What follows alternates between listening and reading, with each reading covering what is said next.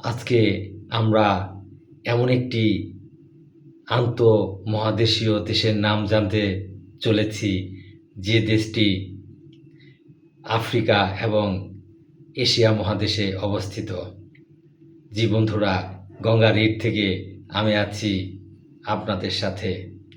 আমরা অনেকেই জানি এশিয়া এবং ইউরোপের মধ্যে আন্তঃমহাদেশীয় দেশ রয়েছে দুটি, কিন্তু আমরা কি এটা জানি যে এশিয়া এবং আফ্রিকার মধ্যেও একটি আন্তঃমহাদেশীয় দেশ রয়েছে?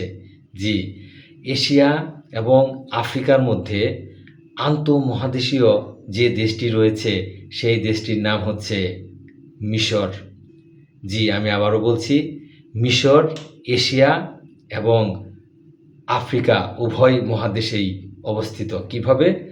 আমরা জানি যে মিশর দেশটি আফ্রিকা মহাদেশের একটি উন্নত দেশ, কিন্তু আফ্রিকা মহাদেশ ছাড়াও মিশরের কিন্তু অবস্থান রয়েছে এশিয়াতে। কেননা মিশরের পুরো অংশই আফ্রিকাতে অবস্থিত হলেও মিশরের যে সিনাই উপদ্বীপ রয়েছে সেই সিনাই উপদ্বীপ কিন্তু এশিয়া মহাদেশে অবস্থিত। সেই জন্য মিশরকে বলা হয় এশিয়া এবং আফ্রিকা উভয় মহাদেশেই অবস্থিত একটি আন্তঃমহাদেশীয় দেশ। ধন্যবাদ।